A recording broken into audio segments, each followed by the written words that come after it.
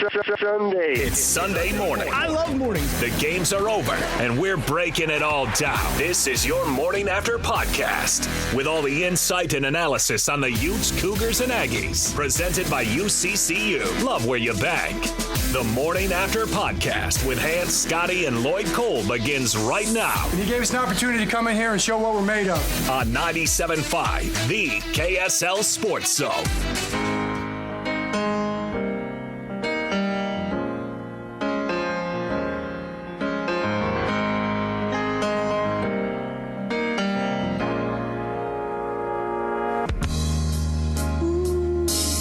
Why I'm easy. I'm easy like Sunday morning.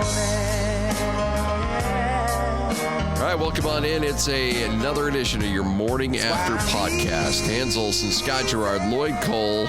Boy, do we have a lot to talk about. Wow. Big day for the Utes, big day for the Cougars. We'll get to the Aggies and their rough performance a little bit later on. But Hans, let's start with the Utes. Look, you're right. You've been ripping out tweets already this morning on the film review. Lloyd, you did the pre and post yesterday. That was a signature win. Kyle Whittingham said that's a top 5 win for him ever. Ever. And Kyle's got a few of them. And boy, what a game last night. Let's start with, I thought it was over. 28-14. Utes are going to win this thing by double digits. This thing's no big deal. It's over with. And then all of a sudden, before you know it, Caleb Williams does his thing. Bryson Barnes throws the pick 6. And yet, here we go. Bryson Barnes takes him right down the field, kicks the field goal, and it's a signature moment for the University of Utah last night. I can't believe that Bryson Barnes scramble. You know, when the clock is ticking down and just his overall awareness to understand how much time he's got, how far he can run without stepping out of bounds. And he gets down the edge, and I literally, like Scotty just talked about, I literally just finished that final drive. And I watched his receivers turn. As soon as he took off, his receivers turned, and they picked up blocks. And that 25-yard scramble is what set them up on that field goal. Outside of that, Lloyd, there were 2 offside penalties in that final drive. You know, you had a 4th down attempt with Jaquindon. Like, there were some real sketchy moments in that final drive to get you in field goal position. There was targeting. There was all sorts of things that happened to get into that position. And I'm telling you what, I think, and you heard Jaquindon Jackson say it in the post game. This guy, Bryson Barnes, is our guy. He's the leader. They will follow him into battle any week. And the guy was absolute just stones. Like, if I was to tell you 4 touchdowns was a quarterback had 4 touchdowns, you probably think Caleb Williams. No, Bryson Barnes. He was 14 of 23, 235 yards, 3 touchdowns through the air, and 1 on the ground. He had 57 yards rushing. The guy had 4 touchdowns. There's your stat, Hans. You always have that one of those little weird stats. 4 touchdowns by Bryson Barnes, and what a performance by him. Oh my gosh, that final scramble. I can't even believe it, man. So we were getting on the plane to come back from San Jose, and I had it on my phone watching the game, and there were a few people around me that were also watching the game, and they were actually, so we're all streaming it.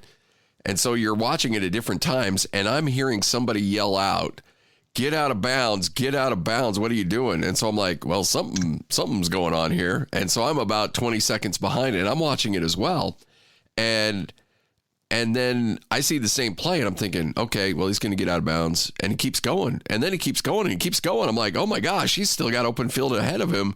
And fortunately, Kyle holds on to those 2 timeouts at least, and he gets all the way down to the 20 to have the stones to just keep going, just keep pushing, knowing you've got the timeout and get it all the way down there. I mean, that's a heady play. It was really impressive. And a kid that, I've been hard on him. A lot of people have been hard on him, and you kind of felt like he gave it away with the pick 6 there for a moment. But, I mean, props to the pig farmer. They gave him a scholarship. He's earned every dollar of it, Hans. Every single penny.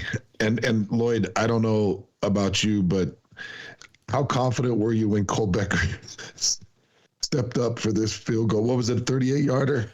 Yep. I'm not confident at all. He had missed some already this season. This short had been just a chip shot, but he's missed some probably. I think he missed one right around this. I have it right here. He's 4 of 5 for field goals between 30 to 39 yards. He's 4 or 5 this year, including this one that he just knocked through. He's 1 of 2 from 50 plus. So and he doesn't have a lot of field goal attempts. He's only got 9 field goal attempts on the year, and he's 7 of 9. He's been dealing with that injury, so I'm thinking, and he didn't look like he was 100%. He looked like he was limping out there a little bit too. So I'm thinking, I don't know what's gonna. And by the way, how about the decision to? I mean, you've seen some fumbles, some snap problems with Bryson Barnes, and the decision to, with 6 seconds left, to decide to get the ball right in the middle, I thought was very brave. I don't know if I would have done that, but Kyle Whittingham, that's why he makes the big bucks. I can't even believe what I just watched. And I've been up since about 3:30. I started the game at about 4:30. And I can't believe what I just saw in that final drive. Like, just for that fourth down, to your point, Lloyd, where you have the guts to go a direct snap to Jaquindon Jackson. Now, I know he's a former quarterback, and I know that he can field that snap just fine. And I know he's big, and he comes downhill, but you got motion that's coming across the formation, and the snap comes just after the motion, like right off the back end of, I think it was Mikey Matthews that was in motion. Jaquindon takes that thing and dives, and literally they have to go back and review to see that he got the distance. It was that close. Yeah. I can't believe the stones that these coaches showed and the execution in those critical moments. Well, I think you also have to give a lot of credit to a fact that you've got an offensive coordinator that's dealing with a second and third string quarterback, maybe even a third and fourth string quarterback. If you look at the lineup coming out of camp, you're out your star tight end, you're out another tight end. You've been dealing with offensive line issues and shuffling guys around like that. Like Andy Ludwig's put on a masterclass, and he and Kyle Whittingham coached circles around Lincoln Riley. The whiz kid of college football, and just made him look silly last night. Oh, yeah. And, Lloyd, I want you to talk about that roughing the passer. Bear Alexander comes through and throws his helmet down. Did you think that he should be ejected? I mean, what did you see in that play? By the very definition, I mean, he went helmet to helmet on him. So by the very definition, if you go helmet to helmet like that, I mean, they got to figure something out with this. I think it's. I don't think Cole Bishop was a targeting, and I mean, by the definition, he ended up going not on purpose, but he went helmet to helmet with him, and after they reviewed it, they said, okay, that targeting, he's out, he's done. They booted him. And he had a rough game, by the way, because he had a personal foul earlier in the game where he threw Jaquindon Jackson, I think, which I believe ended up leading to a touchdown because that was down towards the goal line. Yes, it did. It would have been 3rd and 3 or 3rd and 4 or 3rd and goal at the 4. But he threw him. Yeah, gave him a first. Threw him, give him a first, and they go and score. So he had himself a rough game, and I don't. Yeah, that one's gonna haunt him a little bit, but I'm telling you what, the fact that Bryson Barnes threw that pick 6, and then he went the very next drive and threw a dime to Sione Vaki, I thought showed so much heart. And I mean, when you do that, you pretty much, you have to be thinking to yourself, I just lost the game. And he goes out and just throws a dime on another wheel route, which, by the way, has become their favorite play. Tell me if you've seen Sione Vaki throw a wheel route yet. Yeah. Oh, Sione Will is sick, man. Just coming off the wing. They can't keep up with him. It's unguardable.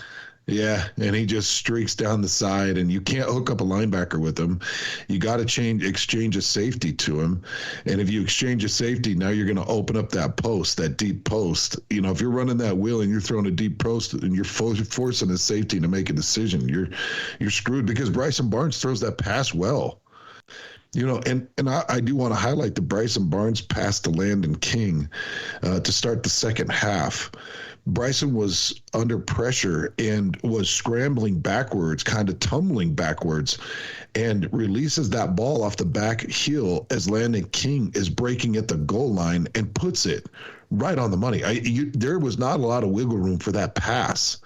If that's behind him, that's intercepted. And he pushes that thing right into Landon King. And how about Landon King coming up big time as the tight end situation's all up in the air?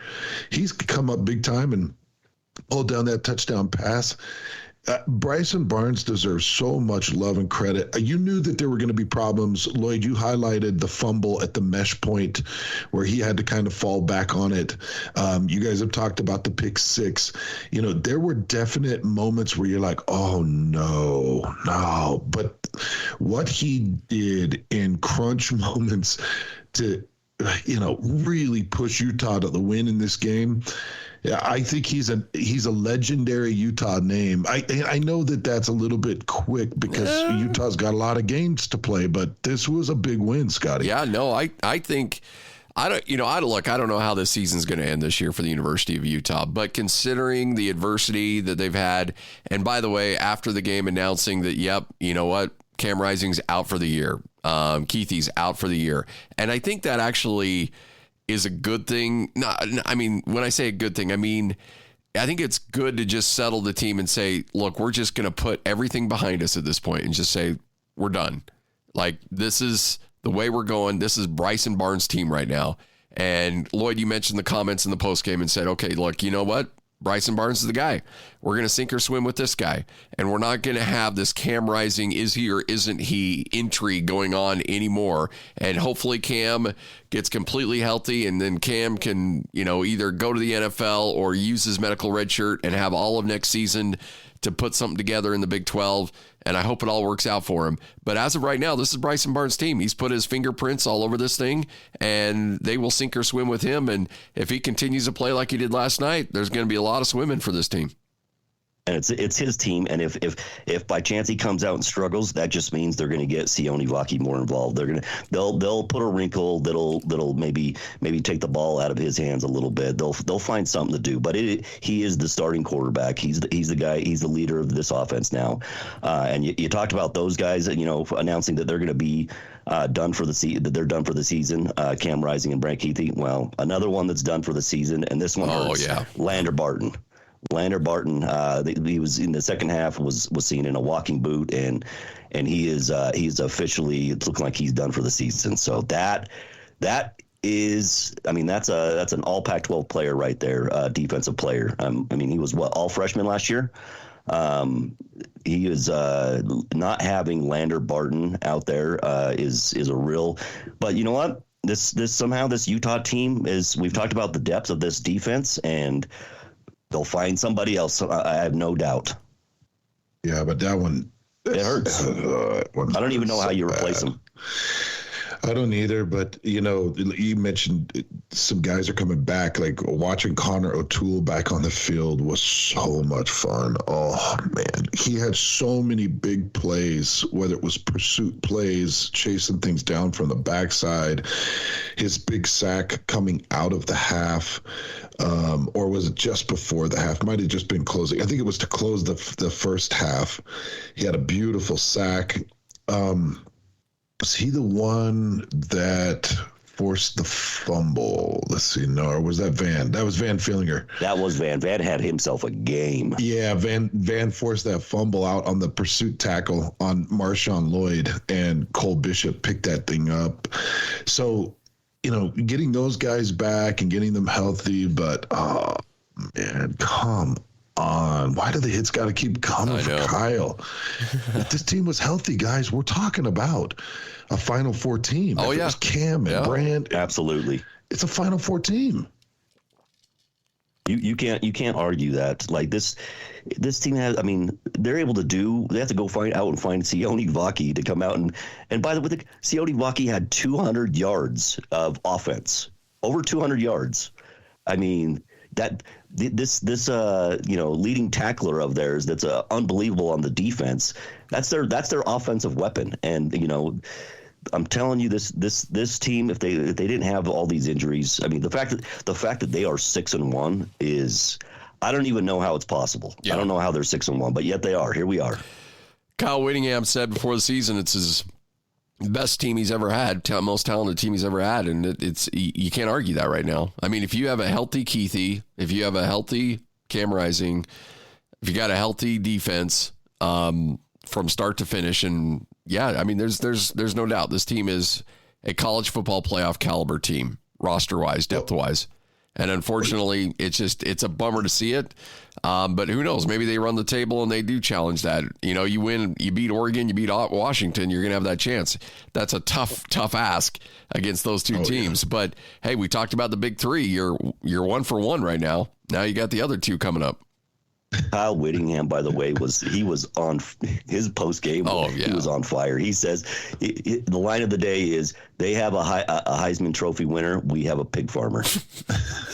Mic drop. See ya. That was so good. Like, I'm telling you, this and I don't know if USC, none of their players came out and talked. Yeah. Like they are like. Come out and talk, you cowards! Like, come on! You put up all this noise, and you're gonna no show and not come out and answer the hard questions. Like, I mean, I'm surprised Lincoln Riley talked to anybody because I mean that is such a soft team. Caleb Williams sits on the bench and pouts, doesn't go out and no handshakes, nothing. That nobody's made available the players, and that's not just that the players, obviously don't want to. No player actually ever wants to after a loss go talk to the media, but that's why you got a head coach and your media relations to say, hey, no, put your big boy pants on and go face the music. Let's do this. And cool off for a sec. Exactly. Yeah. Cool off, but do your job and go out and meet with the media. This is a grown-up job you're doing. You're getting paid millions of dollars, some of you, so get your ass out there and go do your thing. And but no. They're not made available. Only Lincoln Riley. Look, they're treated like babies. They act like babies out on the field. They're coddled by their coaching staff. They're coddled by the university. And when you treat players like that and you don't force them to do hard things, you're going to play arrogantly, which I think they do, and you're going to look like that. And that is a direct reflection on Lincoln Riley. It's a direct reflection on USC that they coddle their players and they're not tough. Lloyd, I can't remember who was it came on. Was it with Unrivaled who said that they're soft? It's a guy that covers USC. He goes, USC is soft because their coach allows them to be soft. Kyle Whittingham, in no way, shape, or form, after a tough loss, would ever allow any group of players to not meet with the media. I know he keeps people out of practice and he keeps things secretive and doesn't, let people know exactly what's going on. And I know that drives some people nuts. But at the end of the day, when it's time to have some accountability and speak for your actions, even when things don't go your way, after Oregon State or after tough losses last year, you go and you talk to the media and you own it. And Lincoln Riley treats his players like babies and they play like it.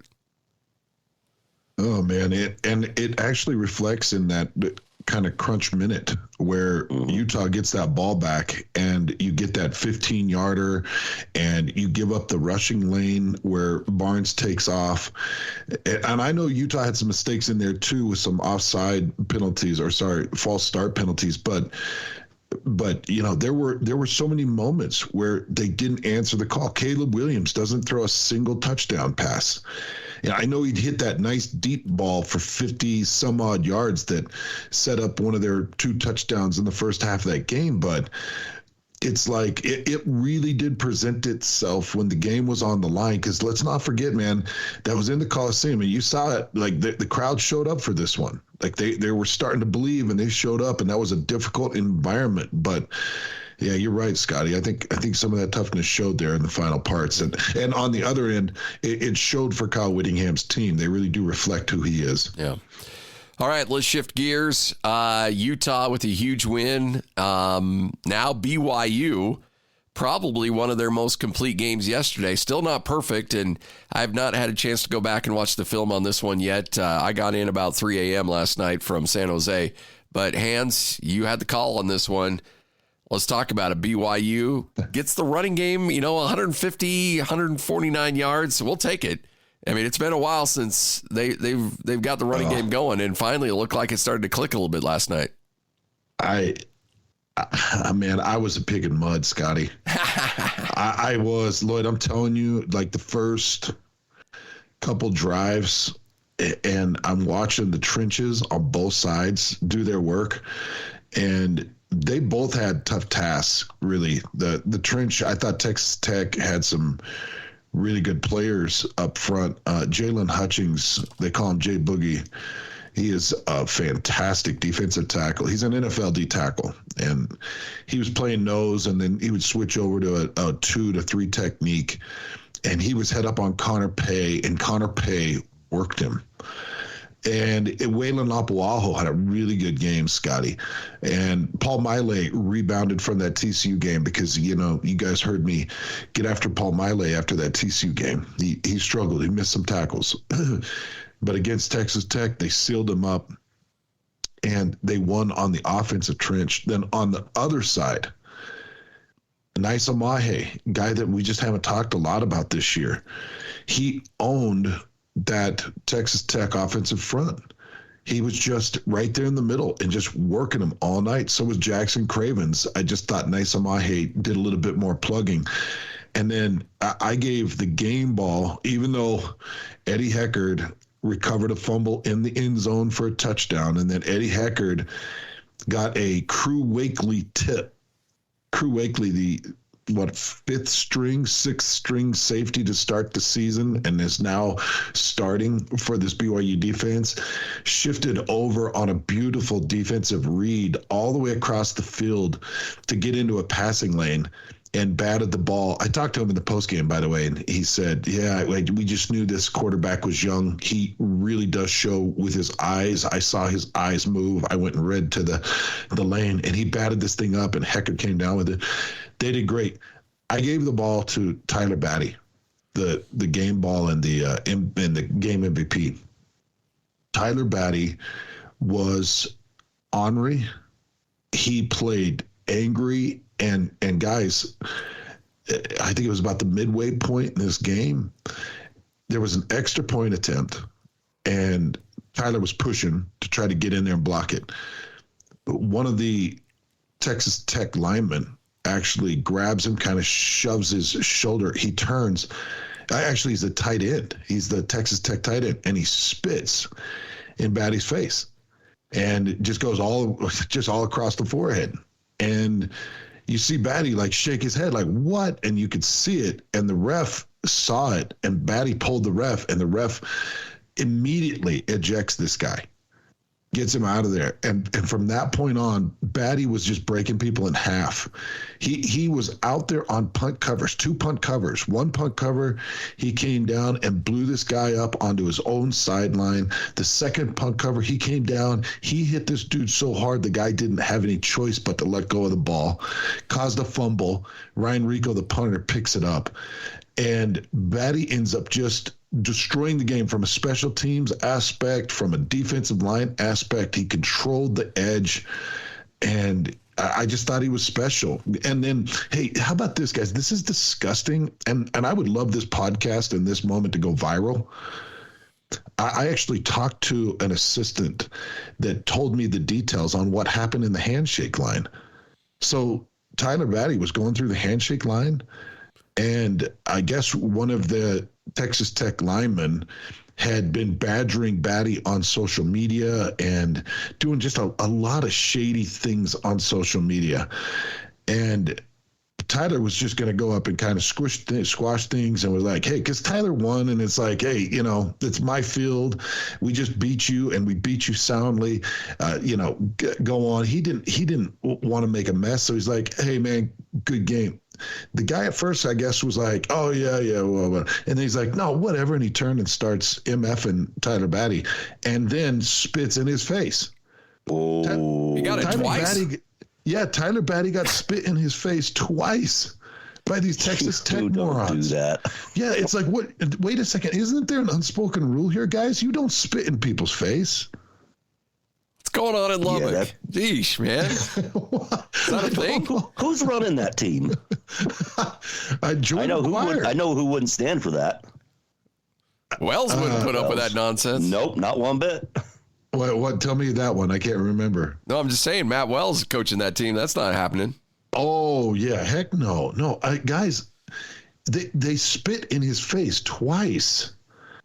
And I feel sick for him because it's like, you can fight out on the field. Look, grab my face mask. Throw me around a little bit if you want. Throw a punch. I don't care. Don't spit in my face, you despicable puke. How vile and foul can you be? Huh? Did he keep his cool on that? Or did he lose it? No, he kept his cool. And then he was just breaking people in half between the whistles. Well, he did the best thing you can do. Yeah, exactly. And that's hard to do because, you get provoked like that, and then you start swinging punches, and then you're both out of the game.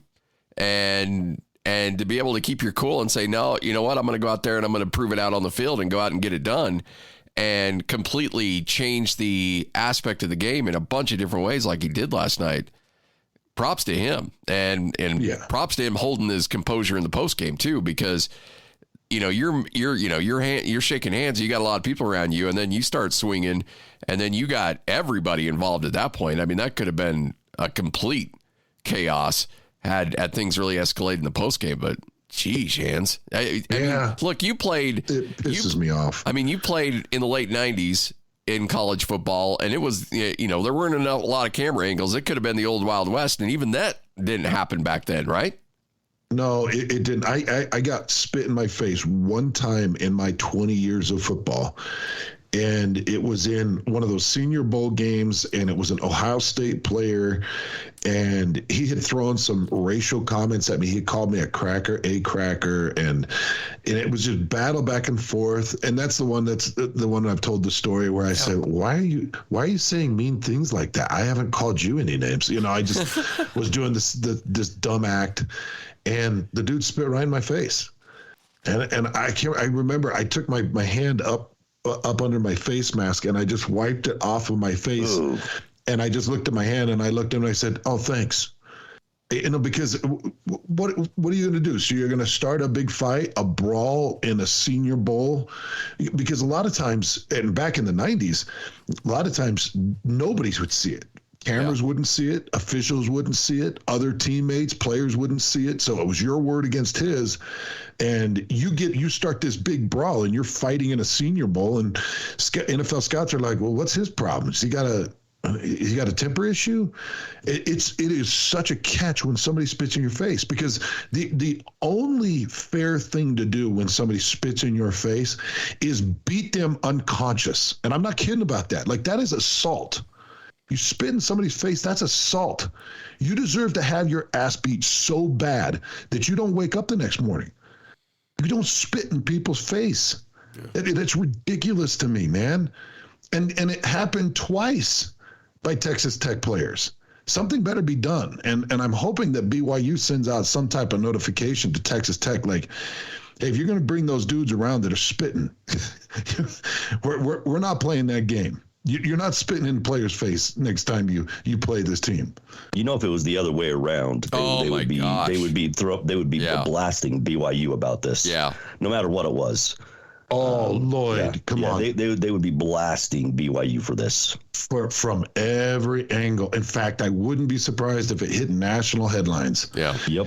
And I wouldn't be surprised if the NCAA came down and suspended whoever spit for 6 months, because they continue to suspend BYU players for absolutely nothing. I guess more on the basketball side of things. But, you're right. This would be a big-time national headline if this happened from a BYU player. Yep. And I hate that this is becoming storyline, but the point I wanted to make on this, and Scotty, I thought you highlighted it well. Instead of reacting like I just said, that's what you deserve when you spit in somebody's face. He did it like you actually should do it, like a man would do it. Take care of business in between the whistles. And that's why I gave him the game ball. I thought it was fantastic the way he finished out that game. Well, don't look now, but the BYU is 5-2. Yeah. Hey, 5-2. I mean, look at you look at their schedule coming up, and I mean, we spent so much time this week saying, all right, you know what? If you don't get this win, bowl eligibility is on the brink because of the rest of their schedule. Well, now you got one win to pick up to be bowl eligible. That certainly seems to be well within the realm of possibility. And you got great moments from Oklahoma and Texas this year, and then you had couple moments yesterday where Oklahoma and Texas were, man, they were on the ropes to Houston and was it Central Florida, I want to say. And yep. And now granted, they still got it done, but I mean, they didn't look like world beaters at all yesterday. And so that's the thing that's so great about college football. On any given Saturday, somebody's dialed in and somebody's not, and you can take advantage of guys that aren't playing particularly well. Now, BYU's got a big one against Texas, and we'll spend all week talking about it. But you know what? BYU can hold their head up high. You played a hell of a game against a pretty good opponent, a preseason top 25 team. You found a way to get it done, and you fixed a lot of issues. We'll spend all week talking about the running game. Has it turned the corner? Keaton Slovis, not a ton of yards, but did throw 2 touchdowns. And so there's a lot to really take away and still say, yeah, you know what?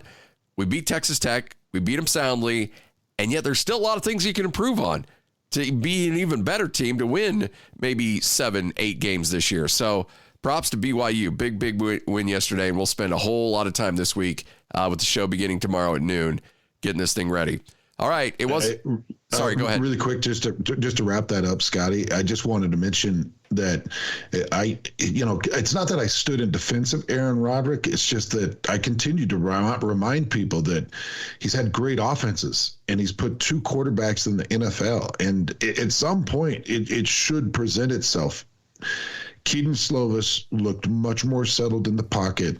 We talked about how important it was for him to play a big game, and especially in the first half. Second half, his feet got a little happy. He moved outside the pocket, but you remember me talking about that pocket this last week. He stayed in the pocket.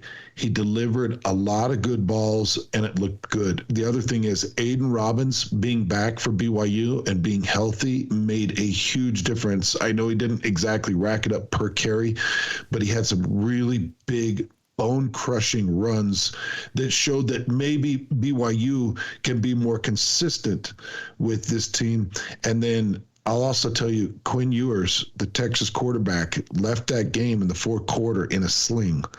And word out of Texas is it's not looking good for Quinn Ewers.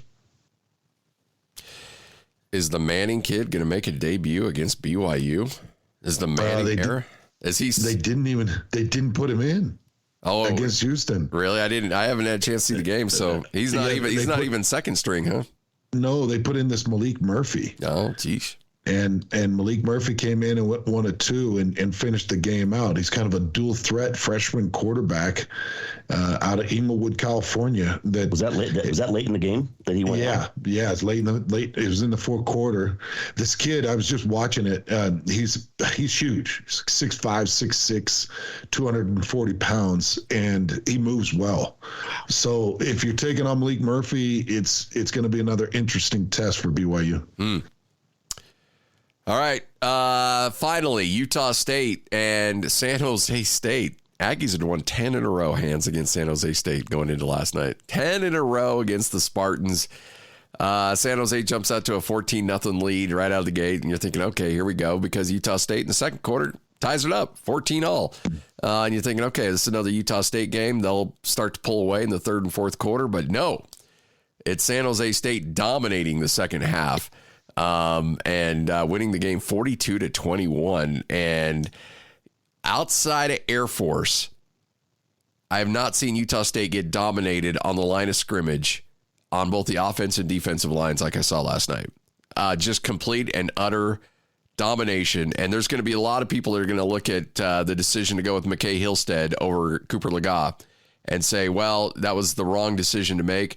I don't care if it was Cooper Legas. I don't care if it was Jordan Love. I don't care if it was the if it was prime Joe Montana, as soon as that ball was snapped, there were two dudes in the backfield. And Utah State, from an offensive line standpoint, just was whipped up front, just utterly and completely whipped up front. And on the defensive side, you got a San Jose State team that came in averaging about 130 yards a game on the ground. They ran for 251 yards on the ground. San Jose State was 6 of 7 on third downs in the second half. And a lot of them 3rd and 10, 3rd and 11, 3rd and 8. It was as dominating of a performance, especially in the second half, as anything I've seen up front in the trenches. It was just big boy football. It was bully football. And Utah State goes into a bye week, and they got a lot of wounds to heal.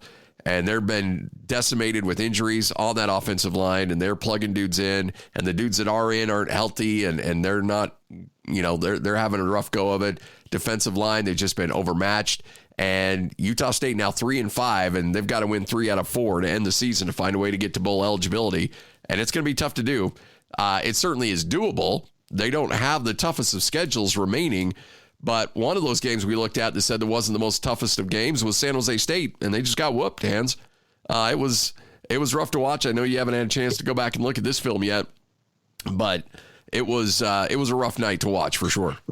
Was McCae Hillstead the right choice in your opinion? I do think so, because, I'll just say I'm privy to a lot of stuff behind the scenes, and Utah State just feels comfortable with what McCae Hillstead can do in the future for this Utah State team, but also right now in making good decisions out on the field. And Cooper Lega's in the game, Jordan Love's in the game. It doesn't matter. With the protection issues they had last night, it just doesn't matter. And McCae Hillstead's every bit the runner that Cooper Lega is. I don't think Cooper Lega keeps you considering what was going on last night. I don't think Cooper Lega wins that game either. And now Hillstead, there was a early interception he threw that was a bad interception. A second interception that either he read it wrong or the wide receiver read it wrong. I talked to Blake Anderson afterwards, and he said, I don't know yet. I got to go look at the film to see on that second interception who's to blame on that one. It could be either one. There was some miscommunication, and it looked rusty. Dude came off a concussion and hadn't played in 3 games, and so he didn't look great at times. But I do think if you're going to be bowl eligible this year, McCae Hillstead gives you the best chance to get there over Cooper Lega. That's my opinion. That's just that's my opinion. I know people are salty. I know people in Logan are upset with Blake Anderson for making the move because Cooper Lega played really well over the last couple of weeks. But I don't think Cooper Lega in this game makes an ounce of difference when you're getting beat in the trenches like he did last night. Once again, Utah State gets behind. They go down 14-0, and they tie it up before halftime. But we talked about it. Like, if you keep getting behind, eventually it's going to bite you in the butt. Yep. And it did. They couldn't get anything going in the second half. Yeah.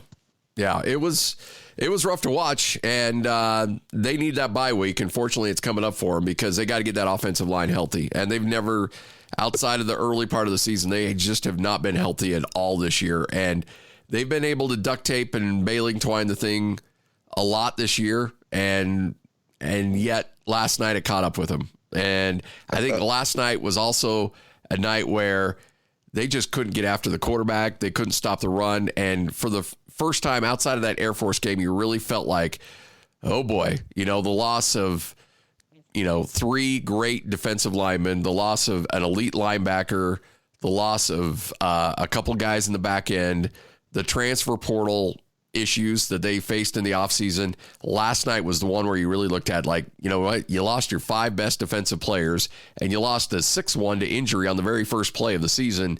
And that's when it really looked like, yep, depth is an issue. And it really caught up with them in a big way last night. How good was Chevin Cordero?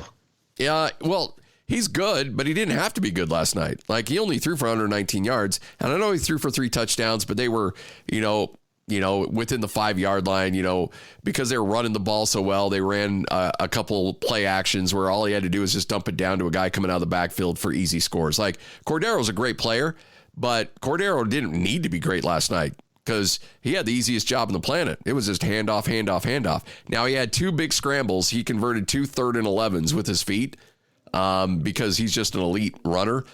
But overall, as a passer, as a quarterback, he really didn't need to do much last night. It was pretty easy. It was, hey, dive, handoff, sweep. Oh, I'll keep a play alive and get 12 yards when I need 11. So his job was made pretty easy by the fact they were able to run the ball so well. Tough night for sure. Utah State has got some work to do to try to get right. All right, gentlemen, let's wrap it up. Really fun podcast. We'll kick off the show tomorrow. Any final thoughts before we get this thing, put this thing in the driveway? Man, geez. It was It'd be a fun week getting ready for this Utah-Oregon game. I'll say that. Yeah. If they made BYU Texas, this is 2 great matchups. As we record this, and I'm just saying big names. Man. As we record this early Sunday morning, have you seen anything on game day? Because I got to imagine there's a chance, isn't there? Gotta be Utah, Oregon at Rice-Eccles Stadium. I tell you, Utah fans, you got an opportunity in front of you that's unlike anything you've got. I mean, if Utah finds a way to beat Oregon, then it all comes down to that November 11th matchup at Washington. You got to make it as miserable as you can against Oregon. And guys, we've seen Utah fans change things in Rice-Eccles Stadium. Yeah. They make it miserable. And I think that I'll diagnose Oregon. I just know that it's going to be a tough team. I did predict the USC win. There were a few reasons that I felt that way, but Oregon's got a much better defense. We'll take a look at it this week and really get into it. But yeah. Utah fans, get it going, man. This is a big one, Lloyd. Yeah, it's this one, and I was just looking to see if there had been anything announced on game day. So, and I have not seen anything yet, but it would be a big matchup to have this. And by the way, Washington, they almost lost to Arizona State. Yeah. Like they looked extremely beatable. Well, it took a pick 6 for Washington to get to the end zone to distance or to separate a little bit. I mean, the Pac-12 almost Pac-12 themselves last night. I'm just bummed out. We're not going to see any more USC-Utah games because, USC, the chances of Utah and USC being in the conference title games next to nil. So you're not going to see that. And USC is just, they're just so much fun to hate on. They're just so much fun to just hate on and so much fun to beat. Kyle Whittingham's won 4 in a row, 3-0 versus Caleb Williams. I'm just bummed out that you're not going to see more matchups between these two schools because you really have a fun rivalry building between these two schools. And unfortunately, money talks, and now you won't see him play again. And I doubt you'll ever see any non-conference matchups as long as Lincoln Riley's around. There's no way he's scheduling Utah on a non-conference game. So sadly, this series is done. But man, it's been fun. Oh, the University of Spoiled Children just getting slapped around a little bit. So good. Aunt Becky's so upset, man. Just sitting in a jail cell like, damn it. Aunt Becky. All right. Hans and Scotty, Lloyd Cole. Guys, have yourself a great Sunday. Thanks for listening, everybody. We'll kick off the show coming up tomorrow. High noon. Let's do it. Let's get it done. We got a lot of college football to talk about. Enjoy your Sunday, and we'll wrap up everything coming up tomorrow on the show, noon to 3. Hans and Scotty, Lloyd Cole. This is your Morning After Podcast, 97.5, the KSL Sports Zone. This has been your Morning After Podcast with Hans, Scotty, and Lloyd Cole, presented by UCCU. Love where you bang. Catch more of the Hans and Scotty Show weekdays from noon to 3 and in podcast form by searching Hans and Scotty on your podcasting platform of choice. This is 97.5, the KSL Sports Zone.